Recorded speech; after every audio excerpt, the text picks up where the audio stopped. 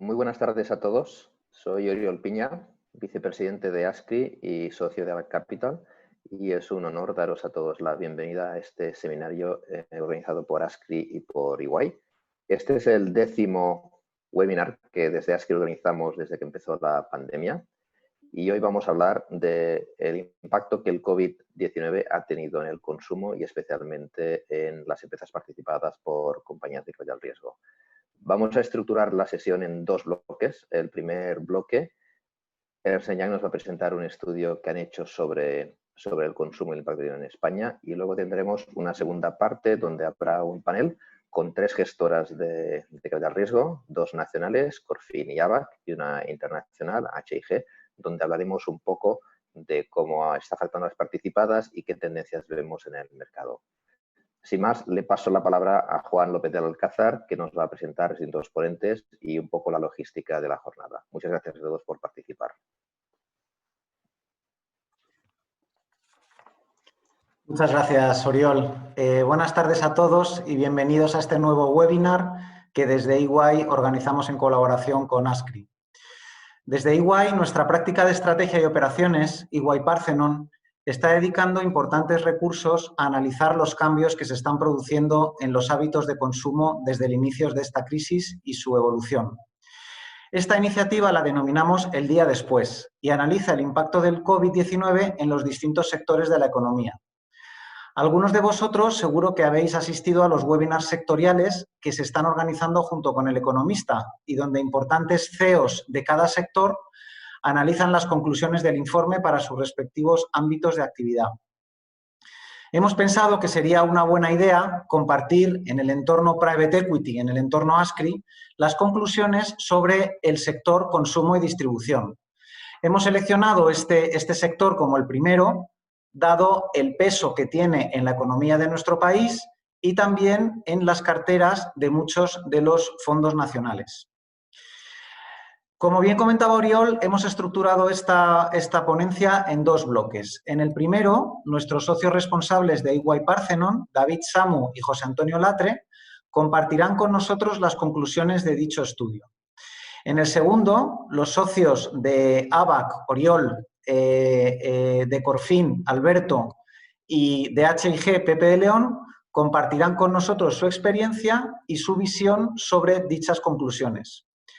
Os invitamos a todos a lanzar vuestras preguntas a través de la aplicación de Zoom. Tenéis un botón de Q&A donde, por favor, lo que vayáis queriendo que se responda posteriormente al debate, pues lo vais colgando ahí y nos organizaremos para contestar las preguntas al final de la sesión. Sin más, muchísimas gracias a todos por vuestra asistencia, a ASCRI por su gran poder de convocatoria y cedo la palabra a David Samu y a José Antonio Latre. Muchas gracias.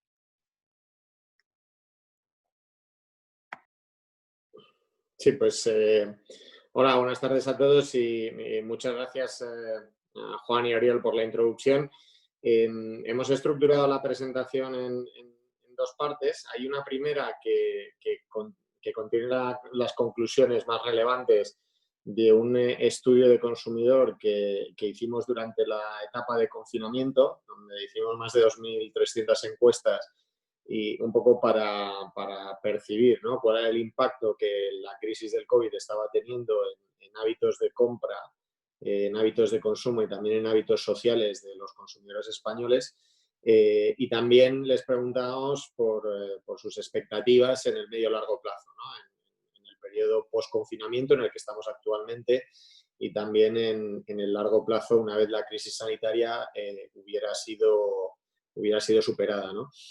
Yo me centraré en esta parte, iré rápido para compartir, ¿no?, los highlights de los resultados de esta encuesta, ¿no?, en el sector de, básicamente, pues, gran consumo, retail y moda, y después dejaré paso a José Antonio, que comentará un poco pues las conclusiones un poquito más globales, ¿no?, sobre el impacto que la crisis está teniendo en el sector y que, como bien indicaba Juan, hemos tenido ocasión de compartir y discutir con empresas muy relevantes del sector, tanto de consumo como de distribución. Si entramos en la parte de consumidor, pues lo primero que les preguntamos a los consumidores era cómo la crisis estaba impactando en sus hábitos de consumo, ¿no? Aquí en esta primera slide, lo que vemos a la izquierda es las perspectivas que tenían sobre el nivel de gasto en alimentación, productos de higiene con respecto a antes de la crisis, en 3 etapas. En la etapa de confinamiento, que es la raya más oscura, en la apertura parcial, que es la gris clara, y en la recuperación, que es la raya, pues azul más clarita.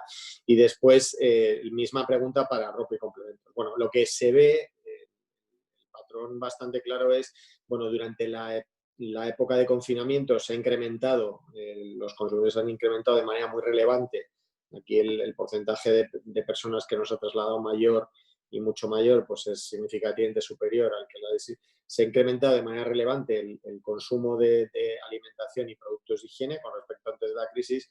Y en la recuperación, bueno, pues es ligeramente superior el número de personas que nos dice que mantendrán un nivel de gasto mayor que el de antes de la crisis, aunque bueno, un porcentaje muy elevado, pues un 75% prácticamente esperaban recuperar el nivel de precrisis, ¿no?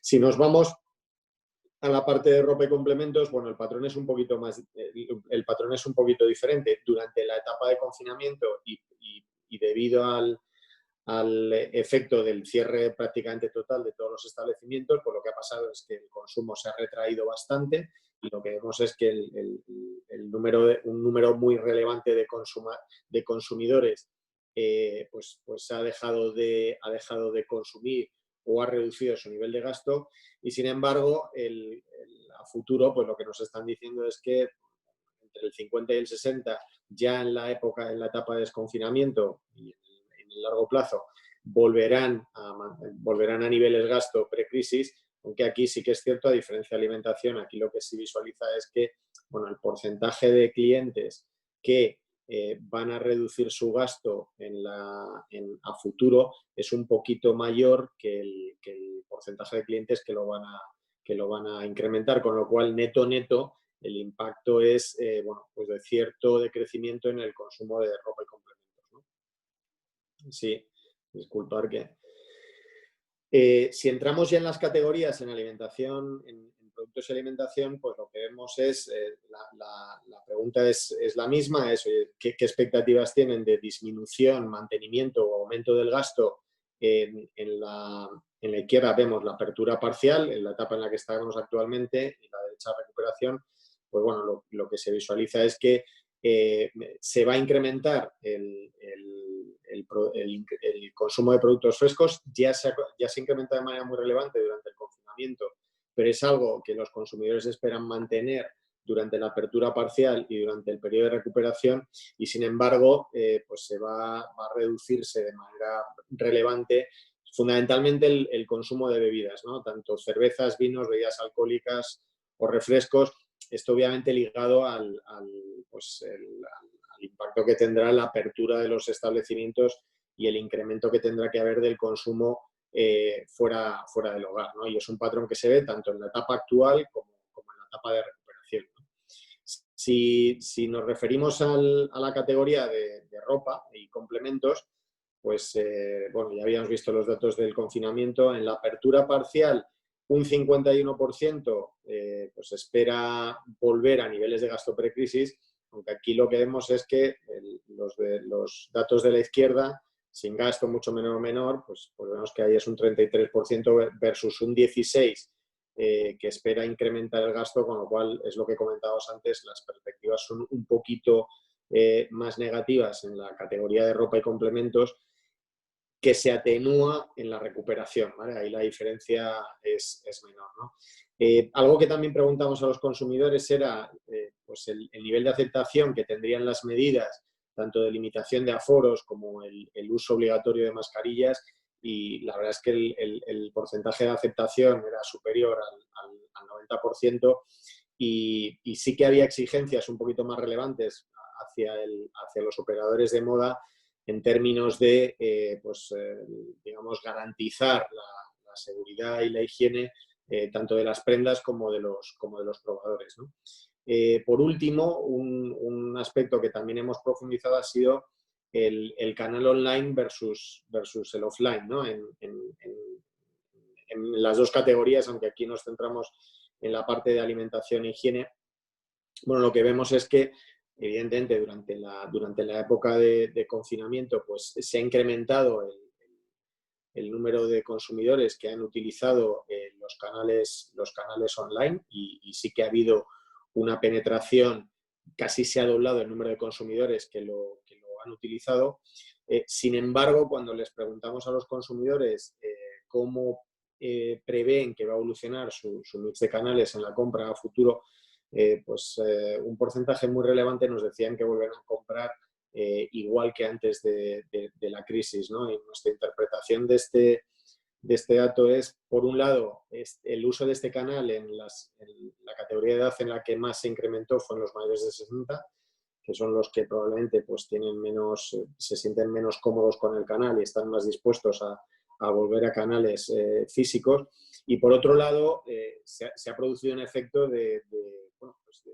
masivo, ¿no? de acceso al canal, y probablemente la experiencia de usuario no ha sido lo suficientemente buena como para fidelizar al consumidor, ¿no? Y estamos hablando de pues, los plazos de entrega, fundamentalmente los plazos de entrega, ¿no? También preguntamos al consumidor que cuál era el factor crítico para mantener a futuro un peso relevante del canal online versus el offline, y el aspecto más relevante era en las categorías de alimentación y higiene poder pactar el horario de entrega en el domicilio, ¿no? O sea que en relación con el online nosotros también pensamos que hay que seguir monitorizando qué está pasando con el canal, pero sí es cierto que aunque se ha incrementado, no parece que haya fidelizado. Y estos son un poco las conclusiones relevantes, es como un snapshot, ¿no? de la encuesta, que es mucho más profunda en cuanto a resultados. Y sin más, dejo paso a José Antonio para hablar de los impactos un poquito más a nivel holístico del sector, no solamente teniendo al consumidor en el foco. José. Sí, muy bien, muchas gracias, David, y muchas gracias a Ascri. Efectivamente, como decía David, este estudio de consumidores lo hemos complementado con dos trabajos, ¿no? Una serie de workshops internos con todos los expertos sectoriales de EY, y también con una serie de webinars. Hemos tenido 3, uno de moda, otro de fabricantes de consumo y uno de distribuidores, donde hemos contado con la presencia de CEOs relevantes del sector. La verdad es que los impactos, tanto a corto como a largo plazo, son variados, y hemos querido agruparlos para estructurar un poco la discusión en 4 grandes bloques, ¿no? El primero tiene mucho que ver con lo que estaba contando David, y lo hemos denominado el análisis o la evaluación de la resiliencia de la cartera de negocios, productos, canales, clientes, porque lo que ha puesto de manifiesto la crisis del COVID es un impacto muy diferencial entre los diferentes sectores de la economía, pero incluso dentro del sector de consumo, como nos estaba contando David, hemos visto impactos muy distintos, ¿no? Básicamente los fabricantes de alimentación y de cuidado personal y del hogar no solo no han sufrido impactos negativos, sino más bien están sufriendo un impacto positivo, y claramente los fabricantes de bebidas y los de frescos en general, desde su perspectiva, han sufrido impactos negativos. La razón estructural de estos impactos diferenciales tiene que ver mucho con el mix de canales, ¿no? Ya que tanto en productos frescos como en bebidas son sectores donde el volumen del canal Horeca es muy relevante, en torno al 50% o más del volumen, pero sobre todo el valor se consigue en este canal, ¿no? Los frescos porque hacia él dirigen las mejores calidades, y en bebidas por las diferentes estructuras de negociación comercial. Pero es que incluso si miráramos en detalle, ¿no? Las categorías que crecen más, las categorías que crecen menos, se produce un fenómeno que es bastante clásico de las crisis, que es un back to basics, ¿no? Las categorías básicas de alimentación como arroz, pasta, leche han crecido de manera considerable, mientras que otras categorías más relacionadas con productos premium o de indulgencia se han estancado o decrecido. David, si me pasas pasa hasta el sector, pasa 3 slides creo que son, porque vamos a ver un poco la perspectiva de los distribuidores de alimentación, ¿no? Los distribuidores de alimentación, porque esto volveremos sobre ello.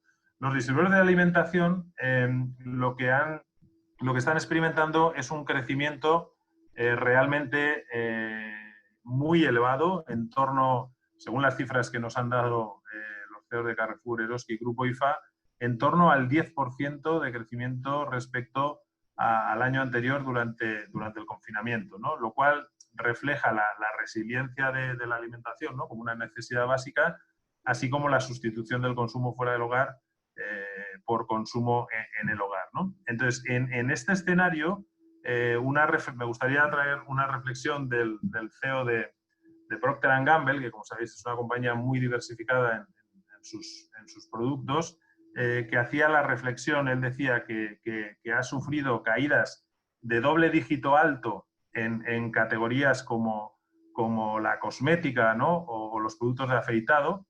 Yo le comentaba que no hay más que vernos a los que hemos estado estos días en las videoconferencias, ¿no?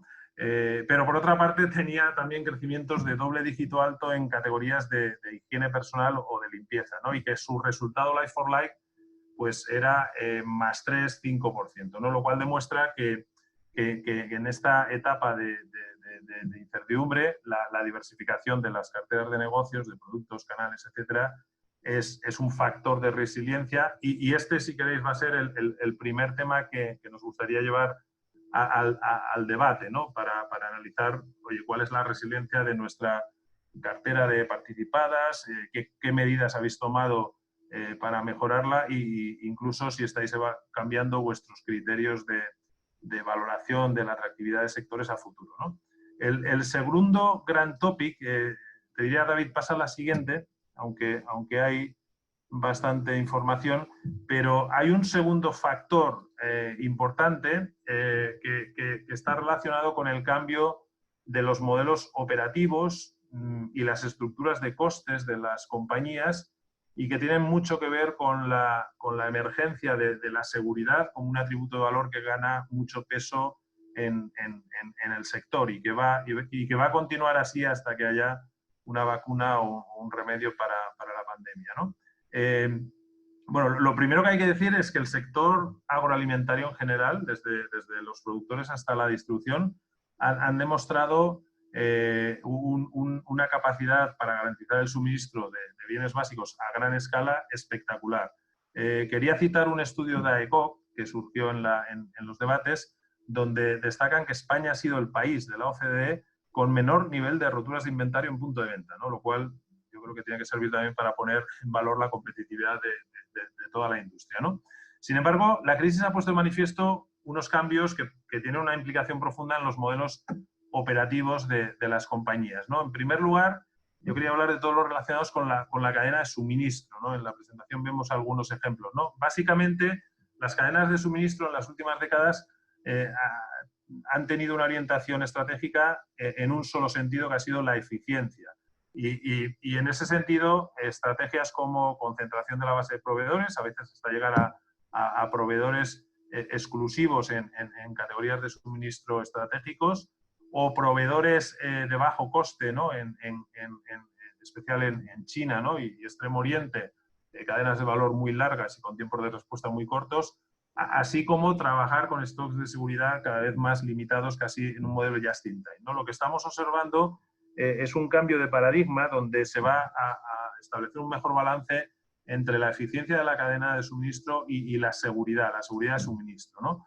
Vamos a ver cadenas más diversificadas en cuanto a la base de proveedores, cadenas más cortas con tiempos de respuesta más rápido y seguramente también incrementos en los stores de seguridad con todo el impacto que esto tiene en working capital, ¿no? Y que sabemos que os preocupan muchísimo, porque al final, si se rompe la cadena de suministro, pues realmente puede no compensar la eficiencia lograda, ¿no? Pero hay un segundo aspecto relacionado con las operaciones que ha sufrido un cambio sustancial, que es las operaciones, digamos, de relación con el cliente, ¿no? Esto se visualiza muy bien en las operaciones en tienda, en los retailers o en la restauración a medida que van abriendo, y los operadores aquí han tenido que adaptarse rápidamente para garantizar la seguridad y la prevención, ¿no? Con nuevos protocolos, los conocéis todos, ¿no? De gestión de turnos, distanciamiento social, medidas de higiene, etcétera, etcétera, ¿no? Es claro que todas las compañías han antepuesto la seguridad de trabajadores y clientes a cualquier otra consideración durante la fase inicial de la pandemia, Y la seguridad conlleva, sin ninguna duda, incrementos de costes operativos, ¿no? En el corto plazo, los operadores no han sido capaces de compensar estos incrementos con las mejoras de ingresos que han sucedido en algunos mercados, pero lo que sí está claro que a futuro habrá que pensar en cómo tienen que cambiar los modelos operativos. Aquí quería comentar, el CEO de Carrefour decía clarísimamente que él no va a escatimar un euro en todo aquello que tenga que ver con la seguridad y tendrá que trabajar en todos los costes ocultos en la cadena que no estén o que no impacten en el servicio o la experiencia de cliente. Este segundo topic nos gustaría también debatirlo. Un tercero, ya lo ha comentado David, ¿de acuerdo? Es nuestro convencimiento de que la crisis del COVID-19 va a suponer una aceleración de la digitalización de las compañías y en particular el crecimiento de e-commerce como canal de venta. Ya hemos comentado que las operaciones de e-commerce han crecido muchísimo en el confinamiento, muchas veces del orden de 6-7 veces respecto a los datos previos. Un tema muy interesante, han aparecido nuevos compradores, ¿no? Y aunque lo que declaran es que volverán a la tienda, la estimación y lo que nos dicen los agentes del sector es que esperan que entre un 5 o un 10% de nuevos compradores emerjan en el canal. Y esto puede suponer un catalizador del desarrollo del canal online en España, que claramente muestra un retraso con países, respecto a países del entorno como Reino Unido o Francia, ¿no? Lo que hemos visto, ya lo decía David, ¿no? Las compañías han demostrado no estar suficientemente preparadas ni técnica ni operativamente, ¿no? Para hacer frente a este crecimiento estructural de la demanda, ¿no? Por lo que tendrán que invertir en tecnología y en el desarrollo de modelos operativos omnicanal, ¿no? Otro aspecto, que no sé si se ve en la presentación, en esta slide, es la emergencia de los modelos de delivery, que a mí me gusta más llamarles agregadores de demanda, que ya existían, pero han emergido en la crisis como unos jugadores ganadores y que van a ser integrantes de la cadena de valor muy importantes a futuro, ¿no? Esto abre muchos modelos de negocio para fabricantes. El concepto de direct to consumer, los fabricantes básicamente tienen dos canales, retail y hostelería, y tienen muy poca relación directa con sus consumidores finales. El direct to consumer es algo que los fabricantes anhelan desde hace mucho tiempo y quizá la crisis es una oportunidad para acelerar este aspecto. Por no hablar de las operaciones internas, vemos todos que el teletrabajo ha venido para quedarse y también vemos que otras medidas de digitalización interna de las compañías, como los RPAs orientadas a la mejora de la eficiencia, pues van a ser muy importantes cara al futuro. Nos gustaría en el debate conocer la opinión de cómo ven las compañías de cartera preparadas para esta transformación y si su cultura, su ADN es el adecuado para competir con los nuevos jugadores nativos digitales, ¿no? Y por último, hay un cuarto aspecto que quizás es el que afecta en mayor medida a todos los ponentes, que es la pregunta del millón. ¿La crisis del COVID va a servir de acelerador o de freno a futuras transacciones en el sector, ¿no? Aquí lo que nos han dicho los principales CEOs es que por las razones que hemos comentado, ¿no? Por las necesidades de invertir en tecnología, nuevos modelos operativos, por el incremento de costes que va a suponer algunos cambios en el modelo operativo, por primera vez la estructura financiera, la estructura de capital de las compañías va a ser más que nunca una ventaja competitiva. Es decir, las compañías más saneadas podrán invertir más para mejorar su posición competitiva frente a aquellas que son más vulnerables. Solo os doy un dato de uno de los estudios que hicimos específico para el sector de hostelería, donde analizamos los ratios financieros del sector. Vimos un dato que a todo el sector le impactó porque no eran conscientes de que el concepto de cash on hand, es decir, el dinero líquido que tiene el sector en promedio para cubrir los gastos operativos fijos, pues asciende a 45 días, ¿no? Comprenderéis que en ese contexto pues la vulnerabilidad del sector es elevadísima, ¿no? En este sentido, y ya doy paso al debate, la pregunta final que nos gustaría compartir con todos vosotros es ver vuestra visión sobre esta cuestión de si vamos a ver más operaciones por la necesidad de hacer build-ups y construir modelos de negocio más resilientes o por el contrario, las operaciones se van a desacelerar. Entonces, si os parece, podemos pasar al debate.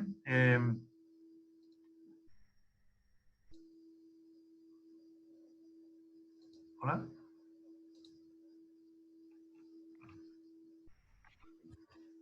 ¿Sí? ¿David? Sí.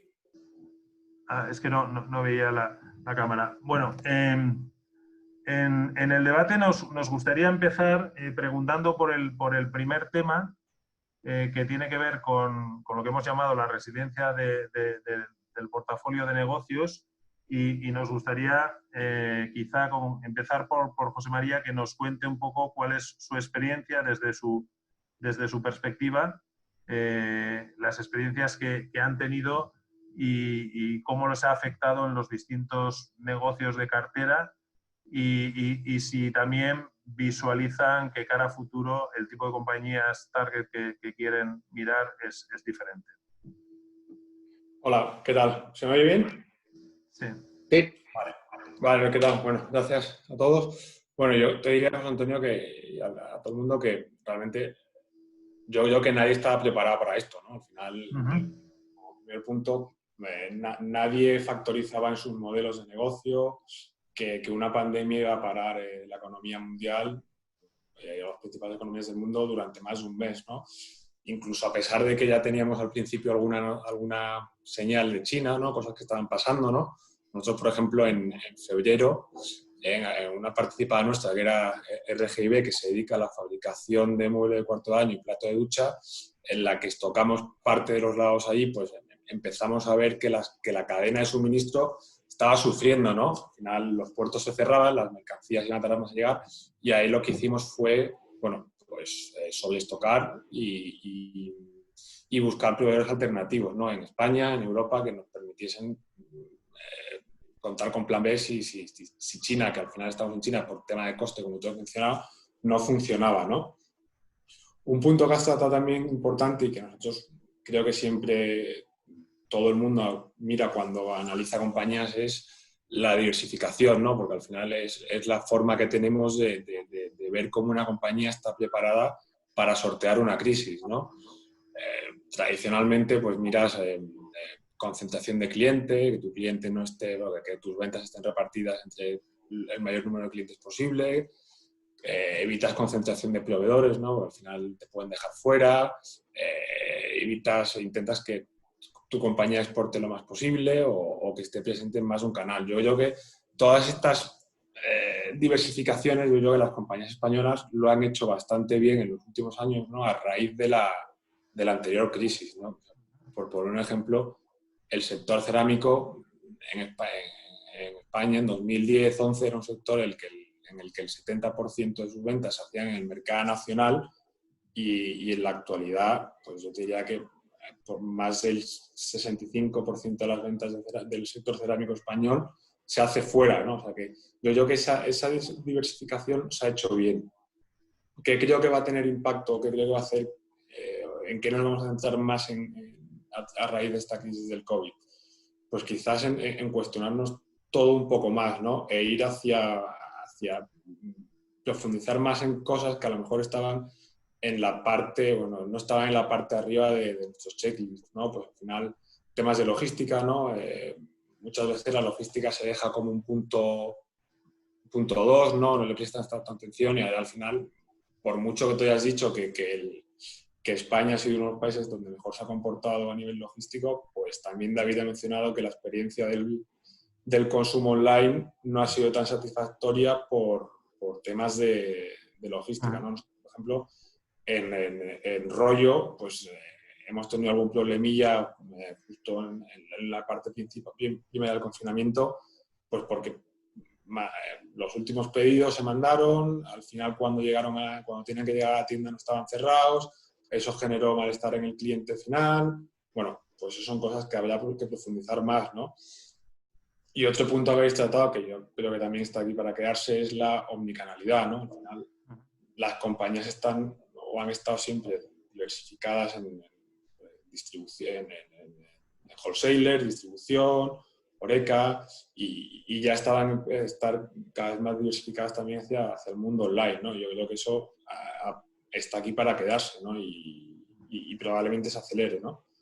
un poco, o sea, ejemplos de nuestra cartera o no, o cómo nos ha afectado o cosas que hemos hecho, ¿no? Pues oye, Compañía del Trópico, una compañía que se dedica básicamente a restauración, en la que por H por B el modelo nuestro de delivery no era, o el modelo con el que trabajábamos con agregadores, que lo llamas tú, no era el más óptimo, ¿no? Pues ya llevamos, pues porque el producto a lo mejor que teníamos no era el más atractivo o porque no sabíamos comunicarlo bien o no teníamos enganche con el cliente final de plataformas como Glovo o Deliveroo, ¿no?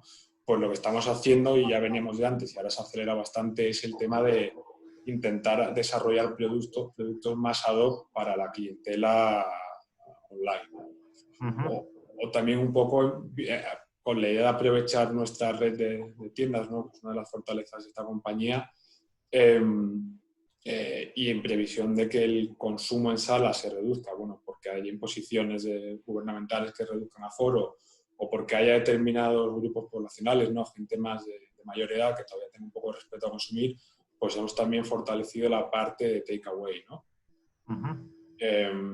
Por ejemplo, en Puerto de Indias, ¿no? Que es quizá una compañía un poco peculiar, ¿no? Pues porque al final la diversificación que tú has comentado no la tiene tan a rajatabla, ¿no? Porque al final cuando invertimos nosotros en una compañía monoproducto, porque lo que hace es Cine Villarrosa, monopaís, porque cuando invertimos nosotros solo estaba en España y enfocaba bastante a canal tradicional, Horeca y distribución, pues bueno, a pesar de todo eso decidimos invertir con una idea muy clara, ¿no? Era diversificación a nivel país. Ahora mismo hemos abierto mercado a Estados Unidos y UK. Hemos pasado un marketing muy tradicional a un marketing más rompedor y online, cual potencial online. Y también aquí hemos llegado a acuerdos pues, con Glovo, por ejemplo, en esta crisis, en esta época del lockdown, para que nos referencie producto y hagamos campaña con ellos, o incluso con Amazon, que estábamos más a nivel con intermediarios, para vender nuestro producto a través de ellos directamente, ¿no? Cosas así más que hemos hecho, pues bueno, hemos aprovechado también el Centros Único para fortalecer o diversificar más el marketing, ¿no? Al final, fortaleciendo toda la parte de captación de cliente digital, hemos implementado un call center, estamos haciendo un marketing mucho más targeteado, con un CRM. Así que al final yo creo que probar un poco más la compañía hacia tener más opciones de venta, ¿no? No solo centrarte en un solo canal o en un solo producto o en un solo país. Muy interesante, José María. Si os parece, voy a dar paso a Alberto, y me gustaría, Alberto, que nos comentaras un poco en relación a los temas de cambios de modelo operativo, estructuras de costes, cambios en la cadena de suministro, que comentaba José María que quizá antes se profundizaba menos en los temas de logística y operativos, ¿no? Dos cosas, ¿no? Realmente, ¿qué medidas habéis tomado en vuestras participadas? Y si también prevéis a futuro que haya un incremento de costes o de working capital que haga menos atractivas las futuras adquisiciones, o que haya que cambiar un poco el modelo y buscar más sinergias de costes en las transacciones. Bueno, yo diferenciaría aquí, José Antonio, entre lo que son fabricantes de producto de consumo y retail. Creo que las dinámicas, tanto coyunturales durante el periodo de confinamiento y este periodo de transición, como las estructurales, yo creo que son bastante diferentes. Entonces, nosotros en nuestra cartera tenemos varios fabricantes de producto de consumo, o bien producto directamente vendido al consumidor, o bien en fabricantes de ingredientes de alimentación que están dentro de la cadena de valor. En ese conjunto de compañías hemos visto ciertos elementos similares, un poco en la línea de lo que estabas contando tú. En primer lugar, la necesidad por parte de casi todos los operadores, tanto de alimentación como de no alimentación, de mejorar la garantía de suministro. Yo creo que ahí sí que se está produciendo o se producirá una tendencia hacia mayor rigor en la homologación de proveedores, pero por otro lado también hemos visto y eso lo hemos vivido directamente, que en algunos momentos, sobre todo en momentos de mucha demanda, pues ha habido proveedores que no han sido capaces de suministrar las cantidades que nosotros pedíamos. Os pongo el ejemplo, por ejemplo, en Bavaria, que es productos de cuidado personal, pues empezamos a vender gel hidroalcohólico, y el alcohol es parte de nuestras materias primas en otros productos, y tuvimos que acudir a proveedores distintos a los habituales. Entonces, yo creo que esto lo que va a llevar es algo que mencionabas tú, un equilibrio entre mayor diversidad o diversificación en la fuente de proveedores, pero por otro lado mucho rigor en que esos proveedores sean proveedores de alto nivel o de muy confiables, ¿no? Y creemos que eso puede tener un incremento en coste. También en ese sentido pensamos que dependerá mucho de qué tipo de proveedores. Hay proveedores que, sin ser muy relevantes en cuanto a coste, sí lo son en cuanto a su importancia dentro de la cadena de fabricación. Y eso yo creo que está para quedarse. Creo que a medida que salgamos de este proceso empezará a haber cierta laxitud, porque por otro lado también es verdad que muchos fabricantes han tenido que romper todos sus protocolos de seguridad, etcétera, para poder atender la demanda, con lo cual también alguno se ha dado cuenta de que ha hecho compras extraordinarias a proveedores terceros y le han acabado funcionando. Con lo cual creemos que a futuro sí habrá un equilibrio entre algo mayor de diversificación de proveedores, mucho rigor en la búsqueda de esos proveedores, pero sin perder la flexibilidad. Creemos que por el lado de las operaciones, estructuralmente, en lo que es el mundo de la fabricación de producto de consumo, y cuando hablo de operación me refiero más a la operación de fabricación, no debería haber cambios estructurales, más allá de lo que hemos comentado. Sin embargo, en el mundo retail, en el mundo sobre todo de la restauración, que es donde más experiencia podemos aportar nosotros desde el Fornet, que es una compañía de cartera. Yo creo que las tres gestoras que estamos aquí tenemos compañías en ese segmento o en ese sector. Ahí, evidentemente, yo creo que las operaciones durante el confinamiento poco, durante esta reapertura sí han tenido un impacto relevante, ¿no? Por todas las medidas de seguridad, de higiene, etcétera, que hemos tenido que implementar en los locales. Las fases de desescalada obligan a también mucha flexibilidad en cuanto a la operativa, en cuanto a la operativa de las tiendas, del personal, etcétera. Sí creemos que el proceso de reapertura es un proceso en el que nadie tiene la bola de cristal de cómo va a acabar siendo por eventuales rebrotes, etcétera, con lo cual las modificaciones en las operaciones sí pueden llevar cierto tiempo hasta, entre comillas, tener una normalidad o una situación parecida a la que teníamos antes del COVID, y evidentemente el gran cambio en las operaciones de las compañías de restauración, y esa yo creo que es un cambio que está para quedarse, es, como decía antes José María, todo lo que tiene que ver con la forma como llegamos al cliente. Yo veo un cambio evidente, va a haber un cambio evidente en los hábitos de consumo hacia otras formas de comprar, como pues el delivery, el click and collect, etcétera, que va a obligar a muchos operadores a adaptarse a estos modelos de omnicanalidad que evidentemente tienen una repercusión en las operaciones enorme, desde el punto de vista de logística, de programación de pedidos, y también de rentabilidad. Y eso quizás es un tema que podemos tratar más tarde, ¿no? Pero tener que convivir con los agregadores que se lleven un 20-25% de tu margen, pues evidentemente es algo que tienes que tener muy en cuenta. Con lo cual, sí vemos mayor impacto en cuanto a lo que son operaciones, etcétera, en compañías de horeca o de restauración dentro del mundo retail. Yo no tengo tanta experiencia, o no tenemos tanta experiencia en la cartera digamos, en moda, etcétera, pero sí en restauración, y creemos que algo menos en lo que tiene que ver con fabricantes de productos de bienes de consumo. Muy bien, pues si os parece, Oriol, abordamos el tercer topic. Comentábamos la hipótesis o la idea de que el COVID-19 va a acelerar la digitalización de las compañías, ¿no? Ya tanto Alberto como José María nos han dado algunos ejemplos. Aquí nos gustaría ver tu visión y experiencia y también la gran pregunta, ¿no? Si piensas que las compañías, bueno, las que tenéis en cartera o las que estáis evaluando o habéis evaluado, si las compañías españolas están suficientemente bien preparadas, tienen planes robustos de digitalización o incluso, que es un tema más profundo, si realmente tienen una cultura, un ADN que les permita competir con los nativos digitales, ¿no? Gracias, Juan José Antonio. Lo bueno de hablar el tercero es que prácticamente ya lo habéis dicho todo. Ya lo han dicho.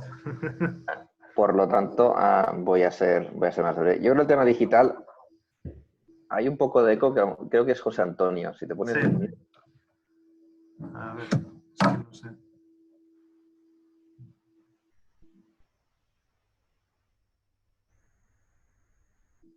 Es que tengo un problemilla aquí con la aplicación. No sé si lo puedo cambiar. O que me mute el... Sí, sino el host. El host. A ver. Bueno, si no, voy tirando y hacemos lo que podemos. Yo creo que el tema digital afecta de dos maneras. Una es en la parte de operaciones internas de Head Office, donde claramente todos los negocios nos hemos tenido que reconvertir.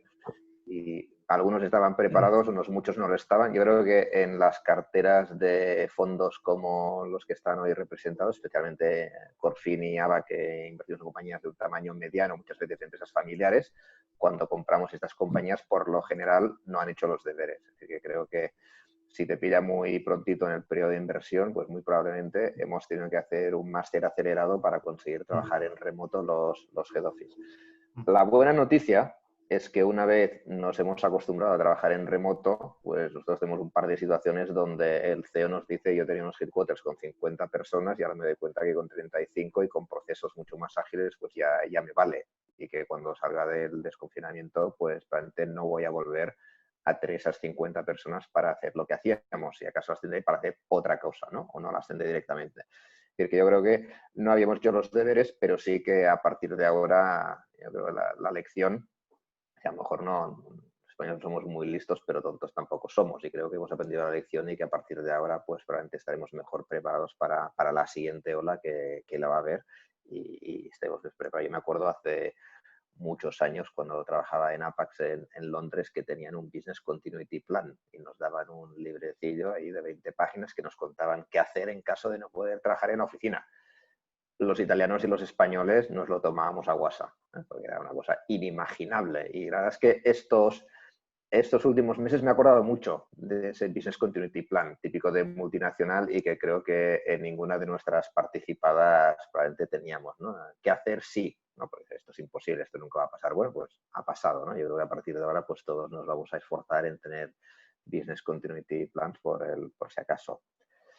Volviendo al tema de digital, he dicho, la parte de Head Office, pues claramente pues hemos estado haciendo los deberes y yo diría que es la parte fácil, y luego tenemos la parte del cómo vendemos, ¿no? Y yo creo que claramente el mundo ha cambiado y la omnicanalidad, lo hemos hablado antes, José María ha hecho mención y Alberto también, pues está aquí para quedarse. Y ahora ya el otro día en un webinar hablaban del physical, ¿no? Del physical stores, del digital stores, pues ahora ya el mundo es physical, donde tenemos que ser capaces de aunar un poco lo bueno de una cosa y de la otra. Y creo que tiene algunas consecuencias. La primera es el modelo de tienda. Yo creo que a partir de ahora, tanto hemos hablado antes de Oreca, nosotros también tenemos Oreca como Alberto y también como José María del grupo Beer Food.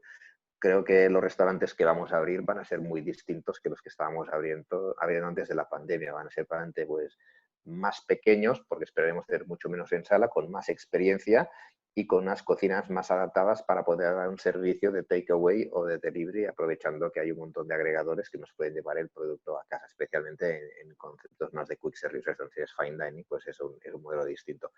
Pero lo mismo pasa en otro tipo de retail, es decir, y ya estaba pasando de hecho últimamente, es decir, cuando te miras en Apparel cómo se están montando las tiendas, pues tienes mucho más flagship, donde el cliente tiene una experiencia, esas tiendas están conectadas a internet, es decir, no es raro el tener que la persona que te asiste pues te venga con un iPad y si no tienes el pantalón del color que te gusta te lo pide online y puedes hacerle un click and collect, te lo mande a casa, así que la omnicanalidad se va a vivir de forma muy distinta y creo también que eso va a tener consecuencias muy graves para los centros comerciales de este país, como ya estaba pasando en Estados Unidos. Creo que el modelo de centro comercial pues, se va a ver cuestionado a futuro. Y también la ubicación de las tiendas. Es decir, las tiendas, yo creo que va a haber un montón de tiendas que si no están bien ubicadas donde pueda ser la experiencia, pues difícilmente van a tener una continuidad a partir de ahora. Un par de ejemplos de nuestra cartera también, pues para poner color al debate. Nosotros tenemos el grupo de restauración que tenemos, sí que habíamos hecho los deberes. Nosotros, Beer & Food tiene la marca Carl's Jr. y la marca Tony Romas y Tommy Mel's, que en Madrid son razonablemente conocidas, y luego unas cuantas marcas secundarias.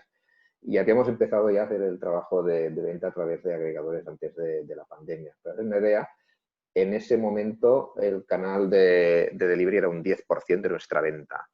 Ese 10% se ha convertido en el 40%, es decir, que durante la pandemia hemos perdido más o menos un 60%.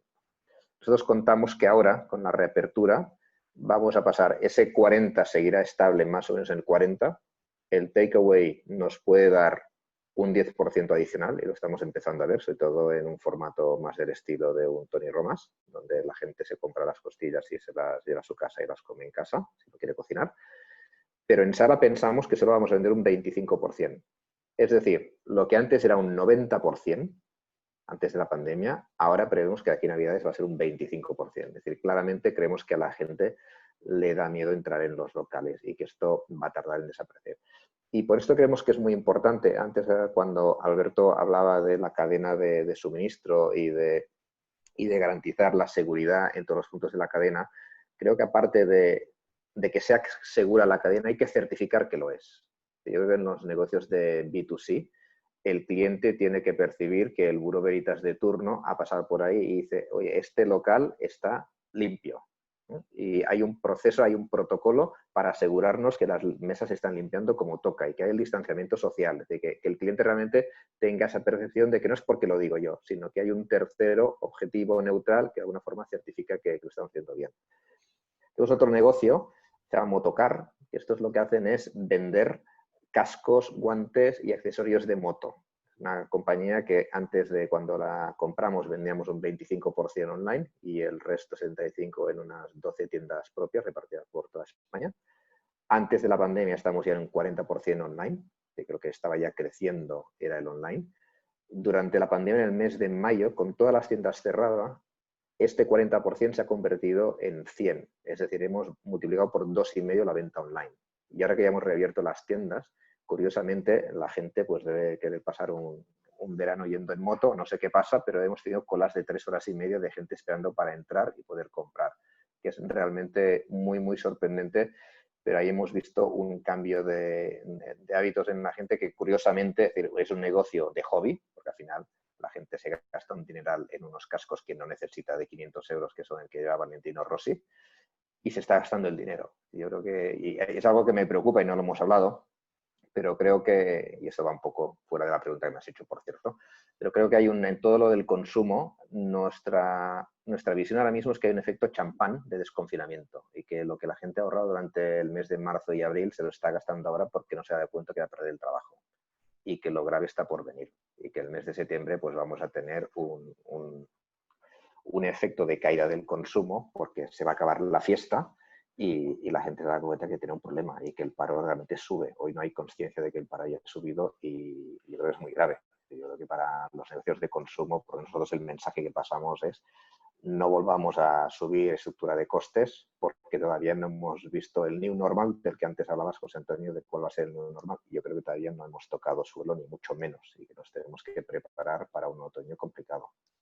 Sí, yo por abrir un poco el debate o la discusión, con esto último que decía Oriol, estoy 100% de acuerdo. Nosotros hemos vivido experiencias en este proceso de reapertura inesperadas, ¿no? de consumos exagerados y, sin embargo, digamos, somos bastante conscientes de que esto es flor de un día. O sea, que al final hay un efecto, digamos, de demanda embalsada o efecto champán, como lo quieras llamar, y en algún momento esto decaerá. Pero en general, una de las cosas que vemos a la hora de analizar un poco los efectos estructurales de esta crisis Y luego quizás alineado con la última pregunta que hablabas, de cómo puede afectar esto a los procesos de money, de consolidación, etcétera, es que algunas veces te das cuenta de que te encuentras con efectos que van en dirección contraria, ¿no?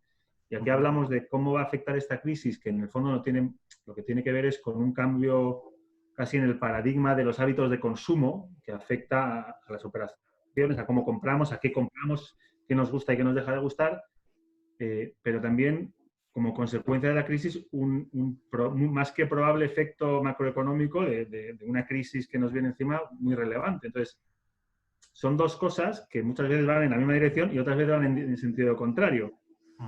Entonces, cuando analizamos la parte de cómo afectan a los negocios los cambios en los hábitos de consumo, tenemos que tener en cuenta que también van a verse afectados por lo otro. Y a veces las soluciones para una cosa van en sentido contrario a las soluciones para la otra, ¿no? Entonces, yo por poneros un ejemplo, yo creo que hay un cambio también en los hábitos de consumo que no hemos mencionado, pero que es bastante estructural y que no deja de ser acelerar una tendencia que ya existía, que es un poco el ir hacia lo natural, la identificación entre las cosas naturales con que son más sanas, una especie de concienciación del sentido de la comunidad, de la sostenibilidad, medio ambiente, etcétera, que también nos llevará, y espero que eso siga así, a comprar productos pues, con envasados naturales, etcétera. Sin embargo, eso no deja de ser un sobrecoste en el producto. Entonces, ahora tienes una sensación, y seguro que si haces encuestas, todo el mundo te dirá que quiere comprar productos naturales, productos con packaging verde y no sé qué, y por otro lado eso va a valer, me lo invento, un 25% más caro. Entonces, cuando llegue el momento de la verdad, que es ir al supermercado y comprar, a ver qué hacemos, ¿no? Entonces, los operadores tenemos que ver cómo reaccionamos ante esa especie de dicotomía entre unos hábitos de consumo que te tienden a llevarte hacia productos que pueden ser más caros, ¿no? Y eso lo digo con el tema del M&A porque yo creo que eso sí que puede obligar sobre todo en un contexto de crisis, a operaciones corporativas. Sí, no, yo creo, Alberto, que yo creo que ya estamos un poco. La idea es abrir un debate, no podéis hablar cualquiera de los tres cuando queráis, porque a mí me gustaría. Es así, la opinión, por ejemplo, de los CEOs de grandes cadenas de distribución también ponían de manifiesto este trade-off que estás comentando, Alberto, ¿no? Y de hecho, su convicción es que en los próximos año y medio, por lo menos, va a depender mucho, ¿no? Agustín Marcaide decía, o sea, la crisis va a depender mucho todavía estamos a tiempos de que desde el punto de vista de las medidas que adopten, ¿no? las autoridades, pues la crisis sea más o menos profunda, ¿no? Pero en cualquier caso sí que vislumbran un incremento de la competitividad a precio, ¿de acuerdo? Y seguramente en relación a lo que comentabas, Alberto, de esa tendencia hacia lo sano, natural, sostenible, que es la más clara en gran consumo, con diferencia, la más clara, si miramos lo que ocurrió en la anterior crisis, pues es una ralentización, ¿no? Es un poco un efecto de vuelta, ¿no? La gente vuelve a las categorías básicas, la marca de distribución, etcétera, por una cuestión de disponibilidad, ¿no? de renta, aunque la tendencia de largo plazo volverá, pero seguramente estamos en los 2 próximos años o año y medio, vamos a estar en un contexto donde la competitividad va a ser mayor, ¿no? Y a mí aquí sí que me gustaría un poco la opinión de todos vosotros de si veis, ¿no? De si veis que esto puede acelerar las transacciones o todo lo contrario, ¿no? Yo lo que decía era que lo que parece que ahora la estructura financiera, ¿no? La capacidad o la posición competitiva, pero también incluyendo ahí la estructura de capital de las compañías, va a ser más que nunca una ventaja competitiva, ¿no? Porque va a haber que invertir y va a haber que... Bueno, perdona, Oriol. Yo iba a decir a tu pregunta, yo creo que a todos nos encantaría, a los tres nos encantaría que hubiera más operaciones. Yo creo que no va a ser así. Y creo que no va a ser así por un par de razones. La primera es porque creo que la idea del gobierno de regar el sistema con liquidez pues va a hacer que muchas compañías que en otra situación hubieran tenido que transar pues porque no tenían dinero y estaban obligadas por una estructura de balance equivocada o que no aguantaba, yo creo que el programa del ICO ha dado tiempo a la gente para intentar buscar soluciones y por tanto no va a ser un tema inmediato de que en el mercado se pongan muchas operaciones. Y la segunda es, lo mismo que en la anterior crisis, el tema de valoración. Tú estás mirando una compañía que tiene, imagínate tú, 10 de EBITDA y vas a pagar 100 y de repente ahora vas a mirar los números del 2020 y esos 10 serán lo que sea, 7. Y tú eres lento en mates, pero más o menos multiplicas y, oye, pues en vez de 10, 7, pues 70. Y el otro te va a decir que no, porque eso es un no recurrente. Entonces tú le vas a decir que no le vas a pagar 100 porque hay 7 y la solución va a ser un cambio probablemente en la estructura de la operación. Que va a ser, oye, pues ponemos un earn-out, ponemos un vendor loan o vamos a esperar. Que yo creo que si acaso, pues la forma de alguna forma juntar oferta y demanda es dar tiempo para ganar visibilidad, porque en momentos como este, que lo que hay es una niebla espectacular, no vemos qué hay enfrente y nadie sabe, porque os decía antes, es decir, nadie sabe si vamos a vender en sala, en Beer en Food un 25% de lo que vendíamos o un 70%, no lo sabemos. Podemos especular y hacer escenarios, la verdad, no lo sabemos. Bueno, pues esperemos un poco, porque en diciembre pues tenemos otra call como esta y ya lo sabremos, y entonces será mucho más fácil. Entonces yo creo que seguiremos intentando. Un escenario de wait and see, ¿no, Oriol? Por lo que... Sí, yo creo que decir, sí habrá algún caso de algún carve-out, de alguien que lo tiene muy claro, compañía grande, y dice, oye, pues saco a la venta esto porque me doy cuenta que realmente es no estratégico, pero yo creo que sean los menos, las empresas familiares que al final nutren los portfolios de los tres que estamos en la llamada. Yo creo que tú eres una familia, llevas 30 años construyendo un patrimonio en esa compañía y antes el 80% de tu riqueza, muchas veces, de tu net worth. Ahora voy a vender justo en el peor momento. Si el ICO me permite aguantar, yo me lo voy a pensar, la verdad. Yo creo que va a ser un poco... Me encantaría decir lo contrario, por cierto, pero sí. yo lo veo así. Bueno, yo estoy completamente de acuerdo contigo. Yo creo que es lo que acabas de decir. En los próximos 18 o 24 meses va a ser el caso. Desde luego, operaciones que son el grueso de lo que hacemos nosotros, de empresa familiar vendiéndose total o parcialmente y siendo adquirida por un fondo, pues va a haber muchas menos. Casos de compradores industriales o vendedores que hacen un carve de una división, creo que puede haber más. Pero creo que un poco yendo al objeto de la discusión, que tiene más que ver con lo que son el sector de productos de consumo y cómo las propias dinámicas del COVID van a afectar a las transacciones, y no tanto centrado en general en el deal flow que va a haber para el private equity. Yo sí que creo que y hablo más en el largo plazo, porque yo creo que en el corto va a ser muy difícil que haya transacciones en cualquier caso. Sí que puede haber modelos de negocio que estoy pensando, por ejemplo, en la restauración, ¿no? Que es uno de los que sí que tienes la sensación de que va a haber un cambio muy relevante, donde, como bien apuntabais vosotros, pues las necesidades de adaptarse a esta nueva forma de vender el producto van a hacer que algunas compañías, quizás compañías pequeñas, familiares, con una gestión muy tradicional, con una... Bueno, pues se vean incapaces casi por temas de gestión de adaptarse.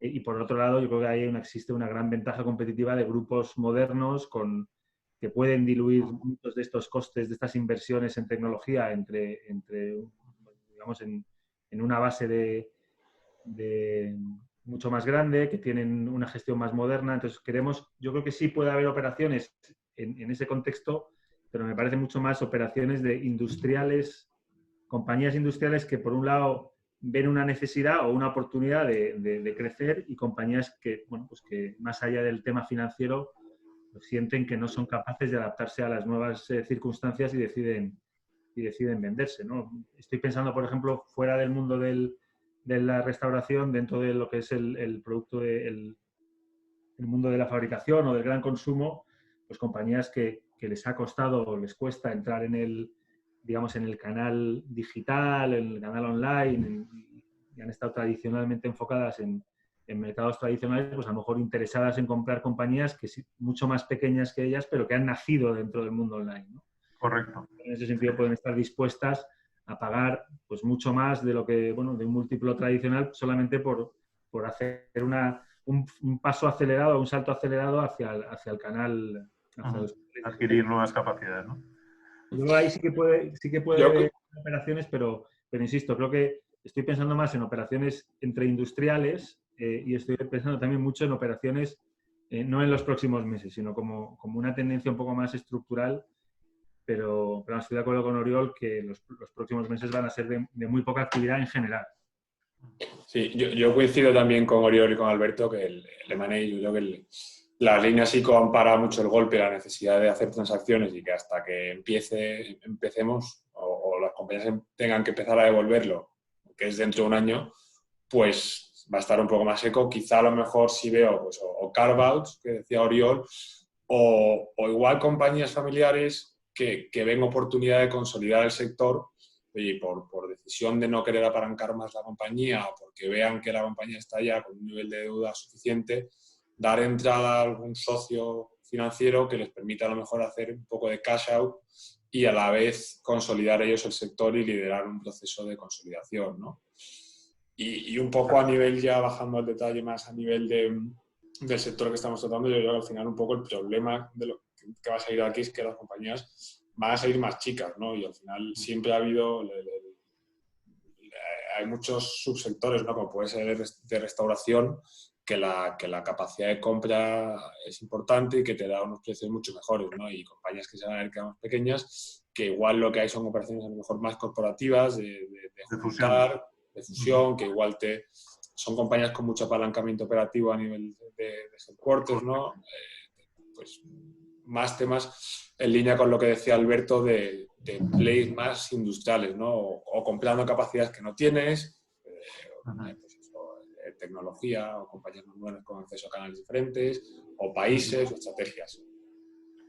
Muy bien. Oye, yo tengo un problema con la aplicación, no estoy viendo preguntas, no sé si David o María. José, a ver, soy Juan. No hemos tenido preguntas, lo cual no es de extrañar dada la claridad de planteamientos que han hecho nuestros tres invitados.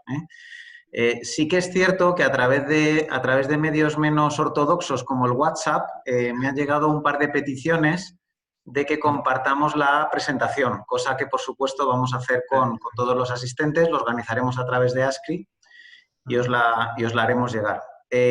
Bueno, como nos hemos pasado de la hora, yo creo que es un excelente punto para dejarlo aquí. Yo me encantaría aprovechar para agradecer a Oriol, a Alberto y a Pepe su presencia en este debate, a José y a David por la exposición de las conclusiones de nuestro informe el día después, que como he dicho antes, pues compartiremos con todos los asistentes. Y desde EY Parthenon pues quedamos a la disposición de todo el mundo para tener una charla monográfica sobre este estudio y la aplicación que pudiera tener al sector concreto o a la participada que ellos quisieran.